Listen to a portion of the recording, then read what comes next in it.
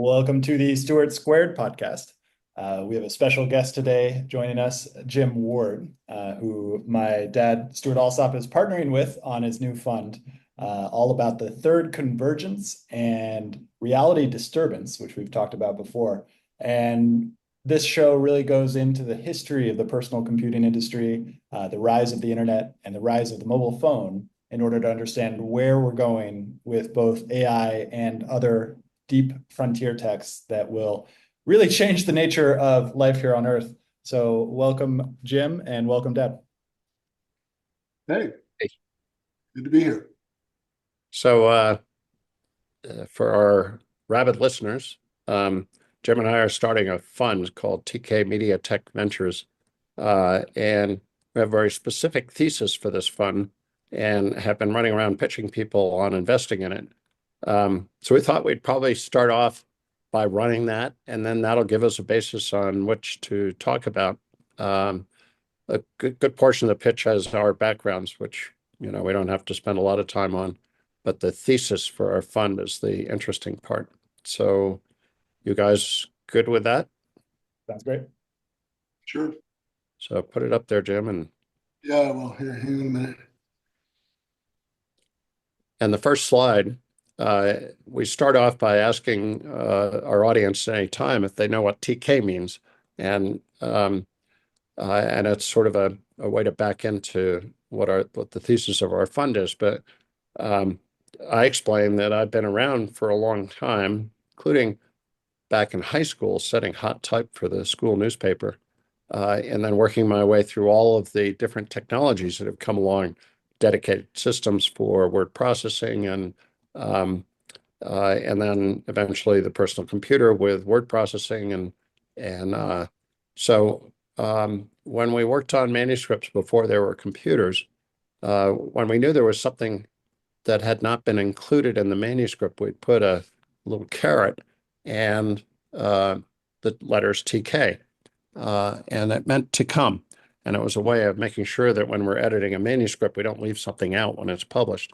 And then when everything became digital, first with the dedicated systems and then with the personal computer, it turned out that TK is a letter pair that doesn't exist in the English language. So when you're editing a manuscript on a computer, you could search for TK and find all the places where there was something left out. So this is an obscure term and really only relevant and interesting to people that have been in the editing business for a long time, although it's still used in editing. And so we named the firm TK because it means to come, and we're investing in what's to come, particularly in media technologies. And so that's the way we start off the pitch. Yeah, and it's a great icebreaker. Stuart suggested this name, and I was like, "What are you even talking about?" But it actually has worked out really well as a great kind of icebreaker to get into the discussion. But at this point, I basically take over and clarify that we are actually investing first and foremost in technology. This is not a play where we're investing in movies and other types of content in the entertainment industry, because that, frankly, is a risky proposition and can scare away a lot of people. But rather, we are investing in technology that will enable a hopefully flourishing creative outburst at the intersection of these innovative media technologies and the development of content. Because for the next 20 years, we fundamentally believe that reality will be disturbed. And I'll explain what that means in a second. Because we are on the eve of what we call the third convergence. And Stuart and I are old enough to have been around for the first two convergences, which you might ask, what are those? Well, the first convergence was identified by Nicholas Negroponte in 1979 when he was running MIT's Media Lab. And he basically predicted that the worlds of publishing, broadcasting, and this new emerging world of personal computing and power on the desktop would create all types of avenues for the digitization of media. And of course, he was right. Over the next 30 years, we saw the emergence of nonlinear editing that turned into word processing and nonlinear editing in the film business. Digital capture, digital streaming, the cable industry, the emergence of streamers, all of the technology that has come about actually came from this original prognostication. The second convergence was dubbed that by a guy named Hugh Dubberly, who was a media pundit. And he said, look, all of this technology from the past 30 years that has emerged is somehow going to need to be networked together, thus kind of predicting the emergence of what we now know as the cloud, converging with all things social media, which obviously we've seen that tremendous growth in social media, converging with the Internet of Things, the ability to geocache, create smart environments, smart clothing, smart everything. And of course, he was also right, and that has been happening and is currently happening. So the fundamental question is there going to be a third convergence? And we believe there is, but we are calling it the reality disturbance, because for the first time in human history, our reality as we know it is going to be fundamentally disturbed through the rise of all of the buzzy technologies that everyone is talking about now, generative AI, XR, VR, AR, all of that, creating new digital worlds, whether we call it the metaverse, the multiverse, the omniverse, whatever it happens to be. But here's the insight. No one wants to live 24/7 in the Ready Player One world of Mark Zuckerberg. We can't in reality because we are sentient human beings tied to the physical plane in which we exist. We eat food, we have to go to the doctor, we get sick, we die. And until 100 years from now, quantum physics figures out how to convert us into digital beings, we are stuck as human physical beings as well. But therein lies the insight and the opportunity, because there's going to be an emergence of technologies that need to bridge from our physical worlds into these new digital virtual worlds. And that's what Stuart and I are going to be investing in. And in fact, there's great opportunity across a spectrum of different types of technologies that will enable this bridge to this reality disturbance. One of the areas is in the video games market, which obviously is huge, in microtransactions, which should be a $121 billion business in the next couple of years.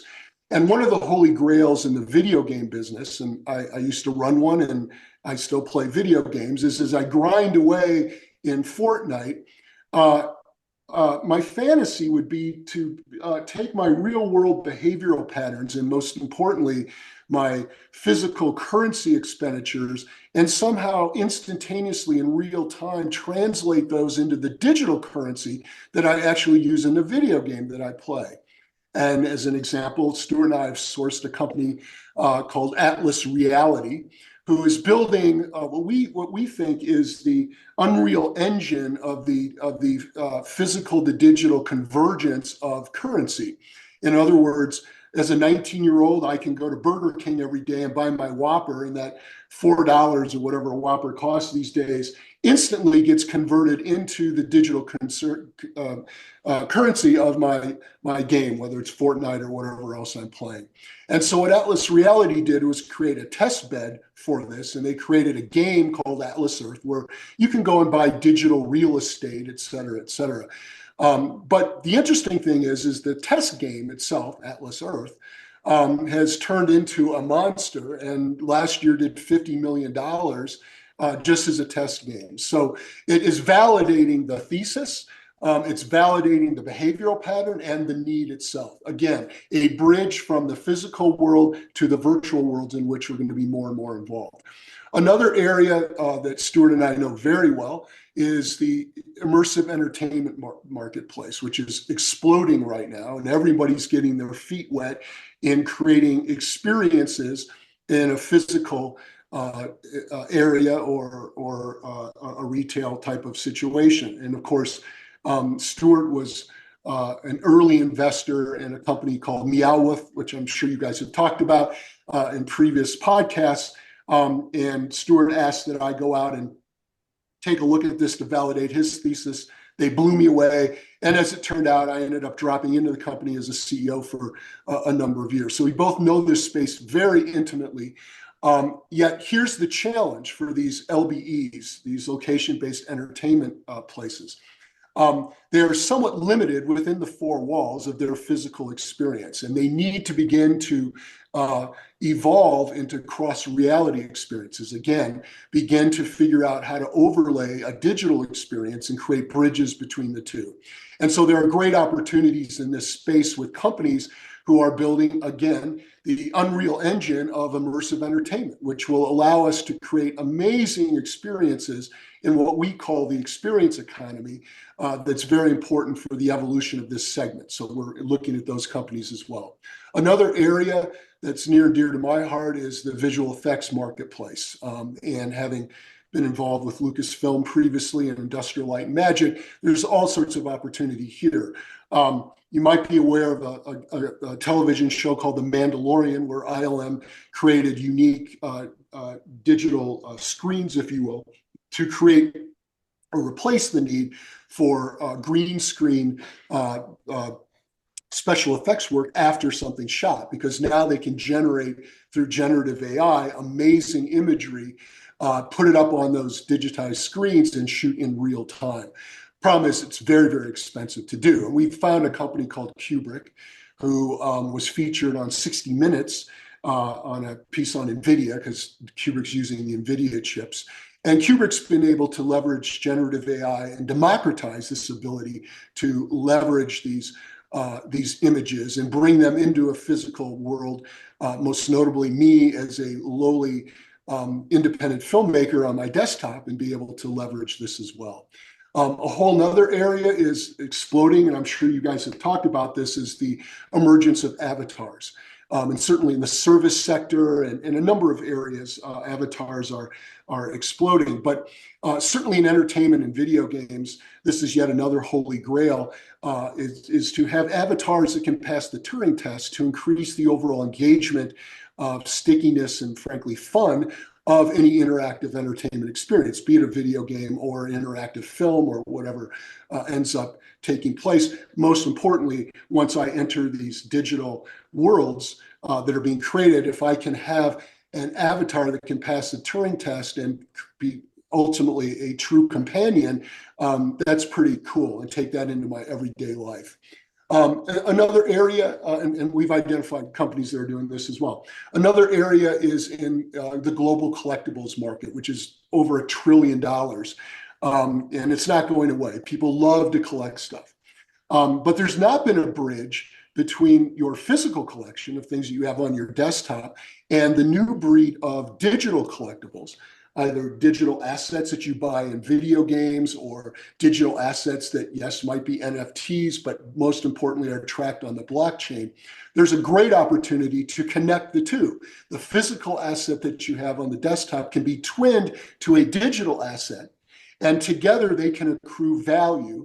And ultimately, you can take that digital asset and, in another holy grail moment, be able to take that digital asset and transfer it from game to game or digital entertainment experience to digital entertainment experience. So imagine if I'm have a lot invested in my Obi-Wan Kenobi Jedi in a particular game, and I can take that Jedi into Fortnite. That would be really cool. And I happen to have a physical item on that. I can buy, sell, and trade that item as well. So great opportunities there, and we're looking ultimately at companies in those spaces. And these are just 5 examples of the vertical buckets, if you will, of technologies that are going to explode to bridge the physical with the digital world, thus helping us manage and navigate this reality disturbance. Look, Stuart and I think, are uniquely positioned, not just because we're old geezers, but we've lived through the first and second convergence. Stuart is I won't say grizzled, I'll leave that for myself, a pleasant and pundit and a long-term veteran media advisor. And I'm a veteran media operator. I've run all types of companies in this space. And we've both managed and invested in the first convergence and been successful. The second convergence been successful. We've also learned from our mistakes. But that positions us perfectly to identify this third convergence and capitalize on the opportunities through TK Media Tech Ventures. I'll stop there and go into our background, Stuart, but that's basically our thesis. And then Yeah. however you. No, I think that's probably the place to stop. I mean, we're not actually trying to raise money here on on a I podcast. It's I have the so deal is to explain our thesis and why we have such a clear idea about what's going to happen in the third convergence. Yeah, and I have a lot of questions to follow up on that. With the theme of the show, I would love to understand because you're describing a science fiction reality. And for the past 20 to 30 years, there have been some kind of science fiction things, but it's been more cyberpunk. It's been very sort of dystopian, like what happens when technology enters our lives in this dystopian way. I would love to understand from both of you that growing up, as you did with the sci-fi, like the real sci-fi novels about robots and about artificial intelligence and about all this different stuff, what does it feel like now to see it start taking place? And you can, and if you don't agree with that assumption, you feel free to I always refer to it as a Dick Tracy moment. And you have to kind of be old to know who Dick Tracy is. I remember. But he would, he'd talk to his watch or his device on his wrist, and it's like you could do that now. So we've gotten from there back then when it was like a comic book, and comic artist is trying to envision what the future would be like, to now we actually have it, and that crosses all kinds of domains. Um, so I think I'll, for myself, say that part of the reason you're interested in my life story is because we have been through these convergences, these technology transitions, and at least gives us some notion of a pattern for what's going to happen in the future. Um, and right now with AI, there's what are the terms? Accelerationists and can't Effective, remember what the opposite is, but effective accelerationists and doomers.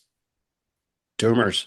I'm an accelerationist. It's like, all the things we've been worried about in technology transitions, going all the way back to the telephone and telegraph and airplanes and all the other them, have scared people. And being scared is actually a good thing. So that's my attitude towards the whole thing, is that ultimately human beings rule, and, we'll make what we make of it. And I think Jim and I agree on that. What do you think, Jim? Yeah, absolutely. Look, I think there are two kind of touchstones in my life to answer your question, Stuart. The first is I grew up watching the Jetsons, and the Jetsons for me was mind blowing because it was a silly cartoon thing, but the kinds of technologies and things that robots and flying cars and all this stuff was just captivated my young mind at that point in my life. And then I discovered through my career, my life is Forrest Gump, except it really happened. In other words, I've been able to bump into and work with amazing people, not because I'm particularly talented, but I just stumbled into these situations. And I got to work with Steve Jobs and then ultimately John Sculley. And the second touch point was in 1987. John did a video called The Knowledge Navigator. And if you haven't seen that video, for listeners out there, you got to go watch it. And it was keyed off of Negroponte, all of the pundits at the time, but John actually created a video to explain a vision of the future. And in that video, it laid out, desktop computing, portable computing, the forerunner of Siri as a personal assistant, Zooms, digital interaction, being able to skip to knowledge databases around the world, having URLs link you, all of everything that came to be is in that video. And I remember I helped work on that, but ultimately what that came to be was like, okay, now some of this Jetsons stuff is actually happening, and man, if this stuff can actually happen, that would be really cool. And lo and behold, it all came to pass. So now, like Stuart, we're not afraid to dream big because we've seen it actually happen. There's a track record of that, and we've been a part of help make it happen, and all of those things. Whether it's my further bumping into Bill Gates and Steve Ballmer or George Lucas or whomever it happens to be, who are at the forefront of these technological changes. So to me, the Jetsons and Knowledge Navigator kind of are my points, and they happened. So I believe in our future and our confidence. The other thing I would just add is, and Stuart and I and Gilman, our other partner, talk about this a lot, is unfortunately, however, the promise that Apple made in 1984, that 1984 wouldn't be 1984, hasn't necessarily come to pass. And so we've also learned a lesson of governance around technology and the true purpose of technology, and making sure that technology is actually can be beneficial versus some of the darker sides of that as well. So, okay, a lot we can go into there. The first thing I would love to understand more about is Dubberly. You said that John Scully made the Knowledge Navigator video, but according to Perplexity just now, Dubberly was also involved. And then, which relates to my other question, which is that you were there at Apple with Steve Jobs in the late 80s. And then, but I also saw on your, I did another Perplexity search that you are also involved with the PowerBook. yes. What are all those different threads? So can you explain more about how Dubberly is involved with both Apple and that second Convergence? Well, so they're separated by decades. So Hugh Dubberly worked in Apple's, I believe, Marcom group, and worked on that Knowledge Navigator video. Years later, having his own agency and that type of thing, he became sort of a pundit, and that's when he talked about this whole second Convergence. But literally, it was separated from 1987 to 2000.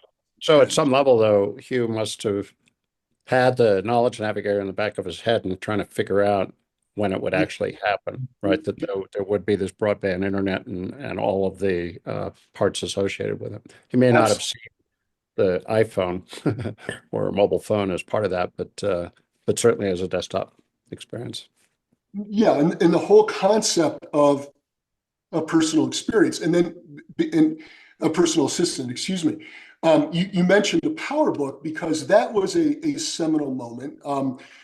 Steve had left the company in the famous boardroom crew, and John had come aboard. But the problem is that Apple severely missed the boat by introducing what we fondly call the Apple Luggable, which is a 16-pound, supposedly portable computer. And the entire industry was wrapped up with the idea of being able to take your work that you would do in the workplace and take that and go sit out on a cliff and be able to do your work from a cliff. And there's like 59 ads of showing people literally sitting in Yosemite, a Silicon Valley fantasy, sitting in Yosemite on a cliff working on your spreadsheet, right? And so Apple fumbles the ball, if you will, on this 16-pound luggable. And John was hell-bent on democratizing the Macintosh platform, and we had helped him introduce the LC and the Mac Plus and products like that were cheaper priced, and they're very successful. And so he thought, well, we need to do that same thing for the laptop. And in design, came up with this concept of something that you could literally carry around with you like a book. And pushing that further in conversations with the design team and John, et cetera, it became apparent that the opportunity wasn't simply to take your work with you to go and sit on a cliff and do Excel sheets, that in essence, that this thing now called the PowerBook could become the first example of a personal assistant, that you literally could have your entire life with you to help you manage your life, not just work, but your entire life. And there's a whole long story here, but that's why we developed this award-winning, successful campaign of what's on your PowerBook. And the whole concept behind that was that your life is on your PowerBook. And this was the first example of a real personal assistant, and ultimately, took the marketplace by storm and all of that type of thing. But so these antecedents, these seeds were being planted even in form factors back in 92 and 93 with the introduction of what became known as the PowerBook. Brilliant. So 1960s, Licklider was working at DARPA, and he essentially came up with the fundamental idea of human augmentation. That there's artificial intelligence was also seeded at this time, but there was a debate between whether this is human augmentation versus whether this is a fully fundamentally different form of intelligence. And so Licklider came up with this, and then fast forward to everything you just talked about, this PowerBook in early 2000s was this idea of a personal assistant, like a computer that augments your life. And it now feels like we're there. We're now here with AI, but as I've been discovering the last week with Claude MCP servers, I have this technology that is way smarter than me, particularly coding. I'm not technical, but I'm now building applications. It's way smarter than me for most of the things, but then it makes these little probabilistic mistakes at 0.01% of the time that screw up the whole application. And so this is inside of a large code base. It's coding all of my things now. It's got like 200, 300 lines of code for each of these different things. And it's making these small little mistakes that neither I nor it can solve. So really interesting augmentative capability. If you have anything to say on that particular sort of arc, but I would really like to dive into where this is going in terms of the reality disturbance with this assistant. What role does this assistant play with reality disturbance? Well, Welcome to Stewart Squared. well, look, let's take one step back, and I think Stuart and I agree on this. There's been a gold rush to the concept of AI, right? Yeah. And if you look at the Gartner, curve, the hype curve, and all of that, there's AI in it. Everybody's running to do that. The challenge is the issue isn't AI.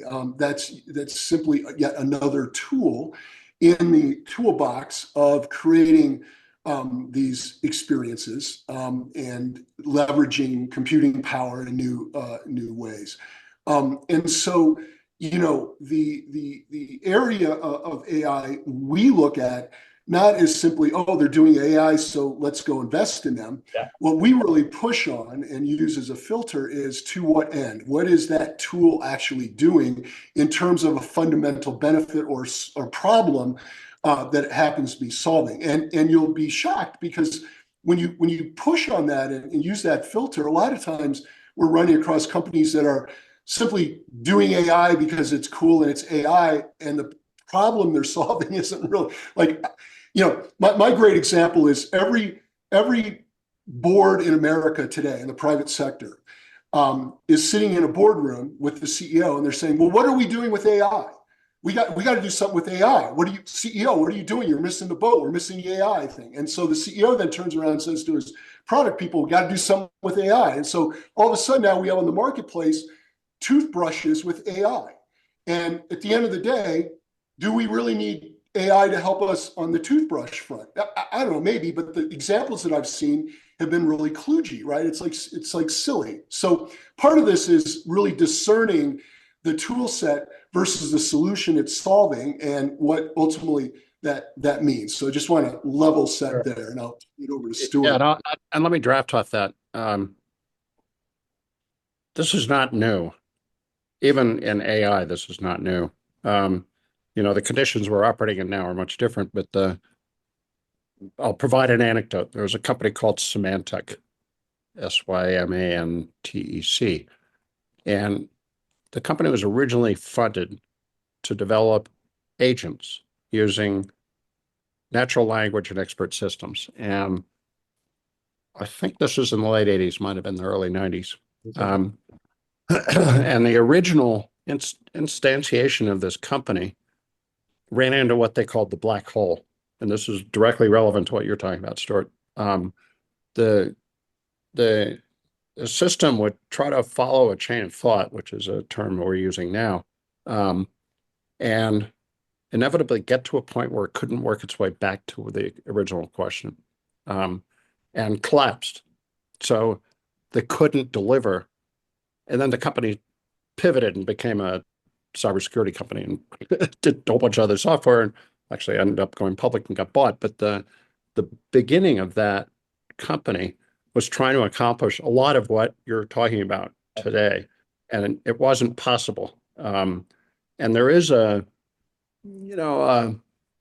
level at which maybe it's still not possible today. When you talk about agents going off and manipulating data on a browser on your behalf, the potential for failure is way bigger than 0.01%. I'm, the expectations being set right now that you're going to have these intelligent agents that could go book flights for you and manage your calendar and do all this other stuff. And it's like, I just don't believe it. If that was true, it would have already been done. Yes, so Claude now has access to my computer. I've given it access to its root files, basically, and it's going off and doing things. And I have to be very, very wary of what exactly it's doing. And I'm going to bring a lot of computers or a lot of humans into the loop to help me navigate this crazy stuff. But let's go into reality disturbance. Jim, where did the name reality disturbance come from? How did you hit upon that? Well, it came from me simply as a way to do two things. One is to try to describe kind of what I thought was happening, but secondly, to kind of give it a hook and a little bit of a marketing pizzazz so that people would go, well, what the hell is that? You could say reality disruption, but in our business, disruption's used all the time and that type of thing. And I also didn't want it to be necessarily, a total negative. It's just a disturbance from what we normally have, and how do you capitalize on that? So that's just kind of how it evolved, for better or for worse. And we did have to disagree with each other for a while, because I kept thinking the phrase reality disturbance, and disturbance is one of those kind of squishy words. Can't quite figure out what it means, and so it doesn't mean something. But we've adopted it, and now we get to infuse it with the meaning that we're giving it. Yeah, and as an old ad man, oftentimes you have a tagline, and that new tagline is meaningless. And what happens over time, it's an empty basket, and you fill that basket with context, and that's then becomes the power of the tagline. Whether it's, at face value, just do it. What is that? But 30, 40 years later, it has a tremendous amount. So, and then being the ad man I am as well, I do like to be a little provocative. And when you hear reality disturbance, it's like, okay, what you got me. It's just a little bit of and us journalists, it's like I like to start up too. But going all the way back to VisiCalc, which most people don't even know what it is now, was called a spreadsheet. And what most people thought of as a spreadsheet was a piece of paper with rows and columns on it, and you had to fill those things in. And people couldn't figure out what you meant when there was a spreadsheet running on a computer. And they tried coming up with all different kinds of names, but ultimately the digital spreadsheet overwhelmed the traditional spreadsheets. Now we just call them spreadsheets, and nobody knows what the original idea of a spreadsheet was. Okay, that's really interesting. Jim, where did you learn how to be an admin, and where did you get, and how does it intersect with the rise of the PC industry, or with the rise of the media industry? Well, I was a political science major as an undergrad, which was fascinating to me, but I quickly discovered like kind of useless unless I wanted to be a teacher. And I had an advisor that said, well, you should think about going to graduate school. And back when I did that, now kids graduate and go work for a while, and then they go back to grad school. Back in my day, you could do it kind of sequentially.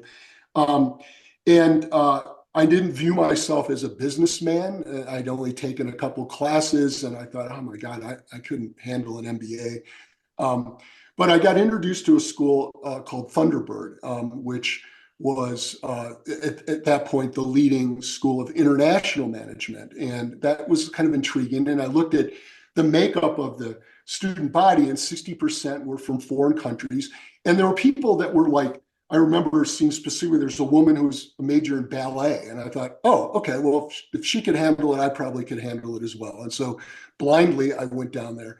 And luckily in that school, there was a track called Interad, International Advertising. And I took a class, and as often happens, and I found a mentor, a guy named Paul Schlesinger, who was the former chairman of Tatham Laird Kudner, which is a famous Chicago packaged goods advertising agency. And he had retired down to Phoenix, Arizona, and came over to be a professor.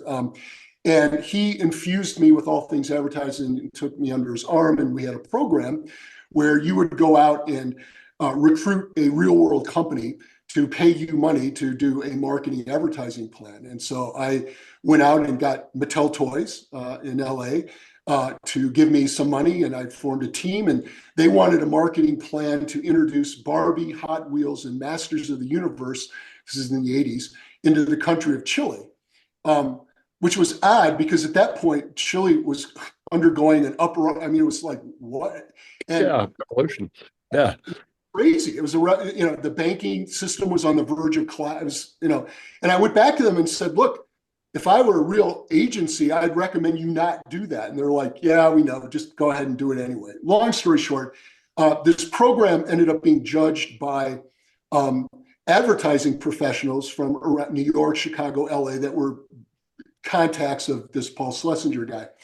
And out of that, I got interviews with a number of agencies, two of which I got offers from. One was an agency called BBDO in New York, and the other was Doyle Dane Bernbach. And I ended up accepting the offer from Doyle Dane Bernbach because I was infatuated by the creative revolution they had created in the 60s with their famous Volkswagen campaign and, Think Different, and which ultimately led to Think Different and the campaigns like that.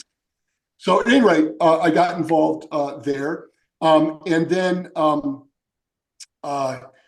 one day I was traveling home on a New Jersey Transit train to Edison, New Jersey, where I lived at the time. And the train in front of us derailed and we were stuck. And a woman in my train car went into labor. And luckily, a train parallel to us had a doctor. He jumped off, got into the car, and a group of, Willie Lomans, who had been doing this for 50 years, drinking beers on the train, commuting, stood around, watched the baby being born on our train car. And the lead Willie Loman looked around and said, "Hey, everybody, should we charge it a one-way or round trip?" And that's when it struck me that okay, I am not going to turn into this Willie Loman guy riding a train in New York and the whole thing. So I ended up looking west, young man, and I always felt more comfortable in the West. It was not as formal. I didn't like three-piece Brook Brothers suits. As Stuart knows, I don't take. I'm a little radical, and I don't like authority and all of that. And so I ended up getting a job at an agency called BBDO in Los Angeles, and about a year into that, BBDO won the Apple computer business because John Scully had used BBDO at Pepsi. And Phil Dusenberry, who's the madman of BBDO, was John's right-hand man. So he gave the account after Steve got ousted from Chiat to BBDO. Phil Dusenberry, realizing that it's great we have the account, but we don't know shit about computers. We know how to sell sugar water, but we sure as shit don't know about computers. Lured a guy named Steve Hayden from Chiat, who had written the famous 1984 commercial, over to BBDO. And then there's a long story, but I kind of had to fight my way to get on the Apple account. But my shining moment was going up in 1986 to Moscone to see that one of the very first Mac Worlds and being hit with a bolt of lightning that this was the Jetsons, this thing called the Macintosh was the future. And I got to do whatever I could do to be a part of it. I was also introduced at that point to a great program called HyperCard. So I went home and wrote a HyperCard program about myself and why I should be on the Apple business. At the time, I was on a Sizzler restaurants account. And I went to the powers that be, and Steve Hayden, and in my sort of naive gumption, stood in front of the entire Apple team and gave my HyperCard presentation on why I should be that. And they were blown away that I had learned HyperTalk, which was the code, to do the HyperCard thing, because none of them even knew how to do it. And it was kind of esoteric at the time. They're like, wow, this guy's kind of a nerd. And so I fought my way and got onto the Apple business, and then worked my way up the ladder and ended up running it, and then the LA office of BBDO and all that kind of stuff. And because of that, got fully immersed in Apple, the rise of the personal computer in the late 80s and the 90s, and followed your father as a pundit in the industry very closely. That's kind of my ad journey there. So yeah, brilliant. A lot of different follow-up points. I want to ask my dad later on about how you guys met and your maybe potentially your differing or similar stories on how you met. But the real thing that keeps on coming back to me is Steve Jobs, 1984. This guy was a rebel, and then all of a sudden he became the man. By the time he became the man, like, and I mean this in the man in the IBM sense of essentially like he was creating culture as the head of Apple with the iPad, with all of these different things. Do either of you agree, and either of you can take this, but do you agree about that Steve Jobs started as a rebel and then somehow became the creator of culture, and like what that yeah. So some of the background is I got Stuart to read Brent Schlender's book about Steve Jobs called Becoming Steve, which basically documents exactly what he's talking about. And it's still not totally understood that Steve, after he went back to Apple, figured out how to run a technology company and organize that technology company to deal with changes in technology and to keep up with it, which I personally think they've lost now. But and he instituted things like the Apple University and the annual offsite of not just executives. And so he intellectualized his ability to be the rebel and make Apple a fast-moving technology company, which really, at some level, Jensen Huang at NVIDIA has been modeling. Yells at people, and he forces everybody to deal with what's going on, and instead of kind of hiding behind the politics. And Steve was a master of that, and Bill, at some level, early on, was a master as well.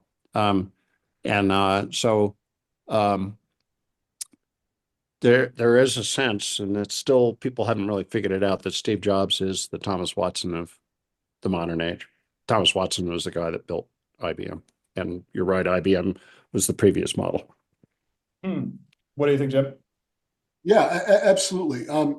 Steve always was a rebel, and Stuart's right. It's just the second time around, he had matured enough to be able to figure out how to leverage that in a productive way versus, the sort of chaos that and look, by the way, Stuart and I see this all the time, and we won't get into a direct analog, but you have young entrepreneurs who are young CEOs that want to, change the world, but they want to boil the ocean, and oftentimes it's so disruptive that they eat themselves alive, and sometimes they have to go away, face the winter of their discontent, go into the wilderness years, learn, and then come back. And just to be clear, so I wasn't involved with Apple in 1984. I got involved with Apple in 86 when BBDO kind of won the account in the John Sculley years. However, my boss, this Steve Hayden guy who wrote the famous 1984 commercial, knew in the back of his mind that one day the prodigal son would have to return to Apple, because at the end of the day, it was his baby, and that ultimately he would. And he was off having a temper tantrum, et cetera. And so Steve, he didn't know when it would happen, but he thought, well, you know what? We need to make Steve happy and keep ties with him in the case that he comes back.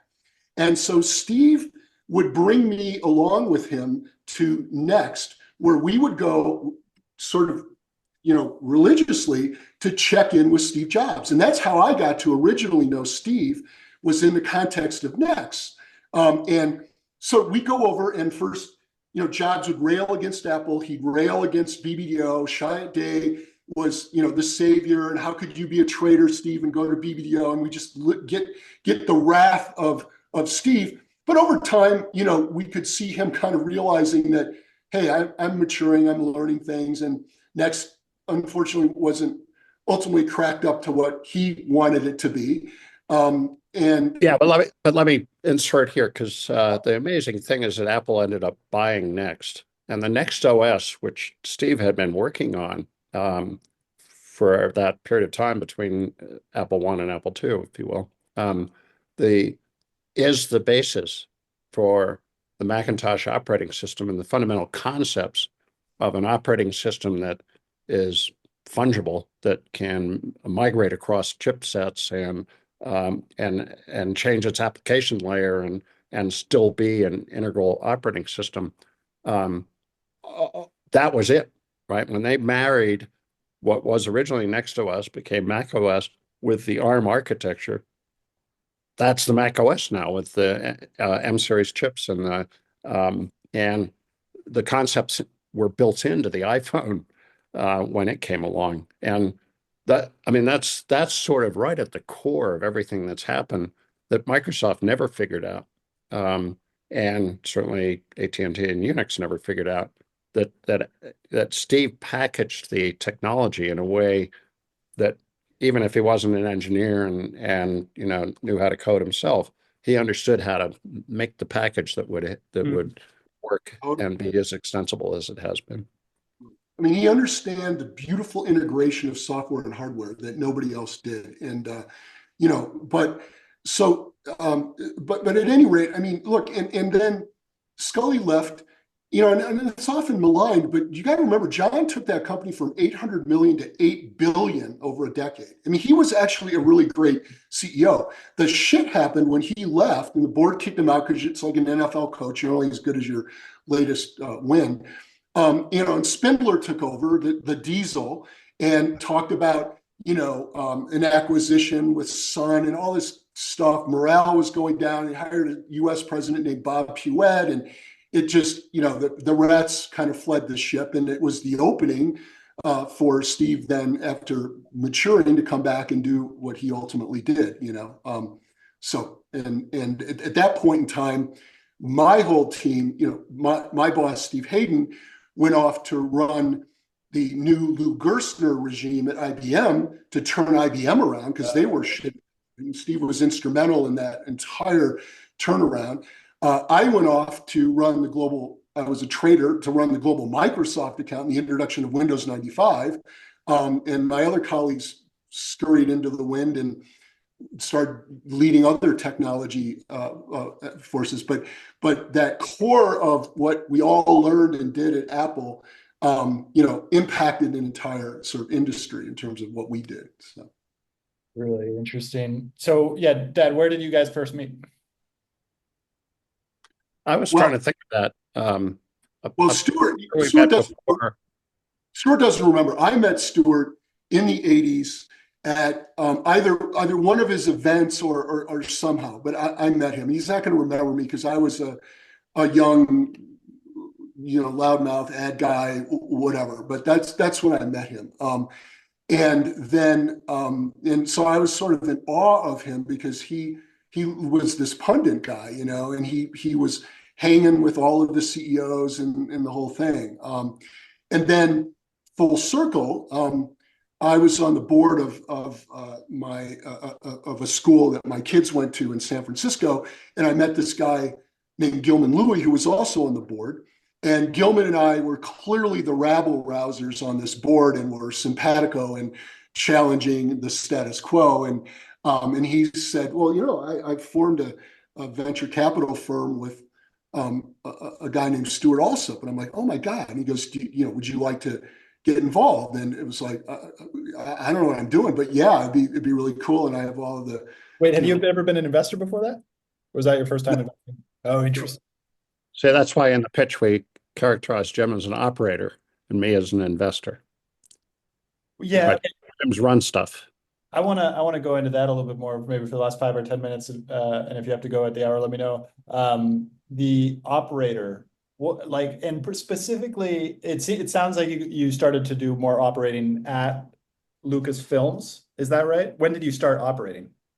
Well, look, it depends on how you define an Yeah. operator. In the advertising world, I had P&L responsibility for $500 million, advertising accounts across thousands of people around the world in our network, right? So, I launched the original PowerBook. I then went on and launched Windows 95 with the Rolling Stones and Start Me Up with an agency called White and Kennedy. I went on to run the global Nike business, introduced a young man to the world named Tiger Woods. That's all operational stuff, although albeit on an agency side. I went client side at Lucasfilm with George Lucas and ended up having operational responsibility for our revenue streams in the theatrical home video, what we then called pay free TV. I was president of LucasArts, a video game company, had to turn that around. And then, and that was for over a decade. And then connected with Stewart and Gilman. And my sort of forte became to be both a CEO horse whisperer, if you will. And then Stewart and Gilman would also send me into, I was kind of a fix-it guy, to send me into some of the more problematic or challenging, if you will, portfolio companies to help out. And then also we had this process called the God particle, which is a whole other discussion to help founders discover their true north as well. And so, Do the pig thing, just so we get it. I'm sorry? Do the pig thing. So we're sitting in an offsite, at Alsop and where all the partners are sitting around. We're kind of figure out what to do with the portfolio and so forth. And Jim says, kind of raises his hand and says, "So, do you?" No, you do it, because I can't remember exactly how you said it. We were discussing, what is the best way to optimize our selection of founders, which is a variable in making an investment. In fact, maybe one of the most important. And Stuart was leading the discussion, and I just said, well, look, I think we need to find pigs who speak in tongues who can hold true north. And and everyone's like, this guy's just lost his mind. And well, what do you mean by that? And I'm like, okay, well, if you take a plate of bacon and eggs, the chicken was involved in that breakfast, but the pig was committed. So first of all, we need that level of commitment. We need pigs that are going to kill themselves for this concept. The second is people that speak in tongues. And oftentimes we hear many, many different kinds of pitches with, we're going to disrupt this category. And, in about 5 minutes, you can sniff out whether the founder has domain experience or they're just using buzzy words and don't really even know what they're talking about. But every once in a while, you'll come across somebody that does know what the shit they're talking about. And they're using frontier language that you might not even fully understand, but intuitively that they're on to something big. And that's a big idea. And the third part is, can they hold true north? Because yes, you need to pivot and kind of find your way in terms of a startup. But what drives investors crazy is if you start off in the widget business and show up now making skis. It's like, whoa, what happened? We just wasted 3 years of time, energy, and valuable resource only to be nowhere near where we thought we were going in the first place. So the litmus test is, and Stuart and I still do this today, is, are we talking to a pig? Is he speaking in tongues? And do we believe he ultimately can hold true north? And the true north part of that, to help identify that and help founders keep that true north, is a process we call the God particle process, which helps them, really tune that in. So can you go more into that? Like, how do you actually find and then hold true north? How can you recognize that in someone?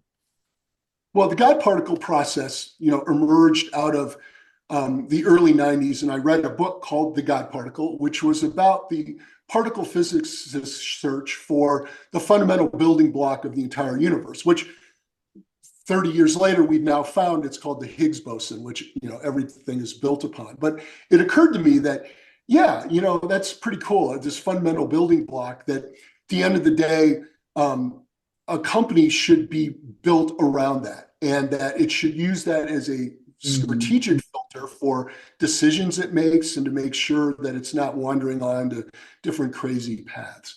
And so it's a process we utilize with our portfolio companies. The first is a 3 to 4 hour session where we sit down.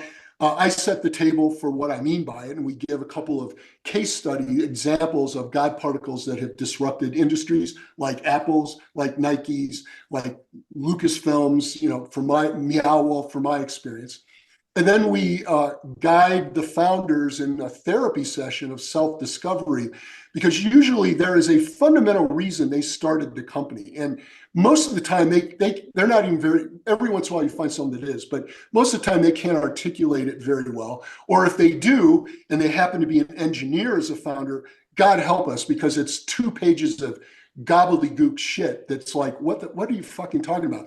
And that affects them in the future in terms of how they're going to pitch the company on raises and everything. So we break it down, we chip it down, we go to that fundamental God particle, the atomos, that which cannot be cut, to make sure that they understand that and are focused on that.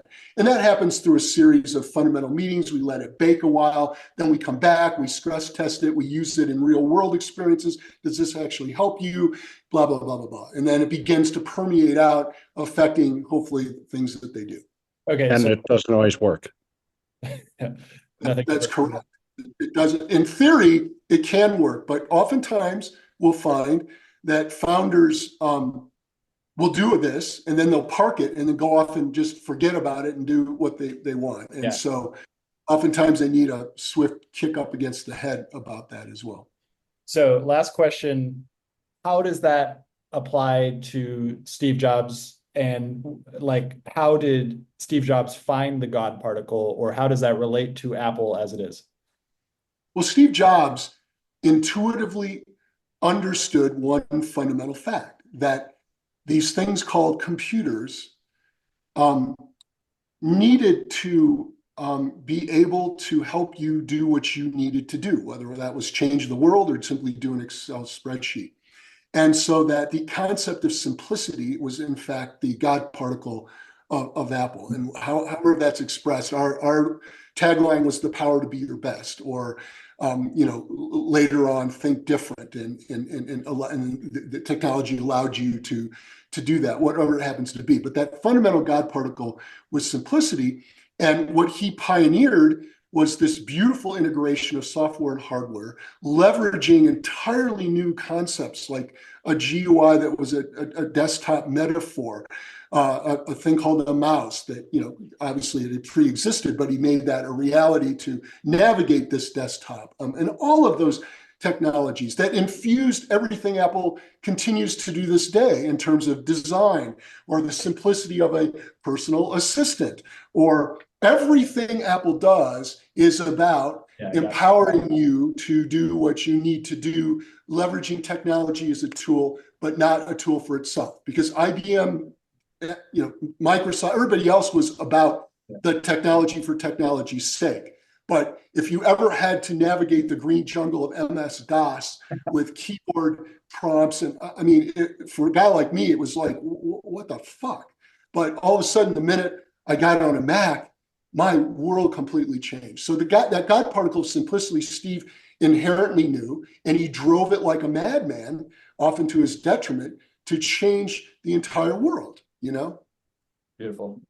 And he did it time and time again, not just with a personal computer. He recognized the complexity of the music industry and how fucked up that was, and solved that problem. He understood the complexity or the tardiness of the telecom industry and revolutionized that. Every time he did this. And stupidly, most of these industries never understood it, or they were asleep at the switch. And he would go in and knock them on the head and wake them up and shove it in. And sure enough, he was right. That's why Stuart's right. Tom Watson, whatever. He's a god to me, It's so interesting, because it's another episode maybe in the future is like why everybody else just rests on the status quo and kind of does what everyone else is doing, and why are these strange Silicon Valley assholes, as my dad would say it, ready to go in there and actually create this new experience. We could talk about further ones too. I mean, Elon Musk is a remarkable individual for whatever you think about him and whatever the hell he's up to now with Doge. But the fact that he started these fundamental companies that have transformed multiple industries is like, that's unheard of. Steeped in one industry. Well, thank you both so much for your time, and looking forward to the next one. Okay, sounds great. Thank you.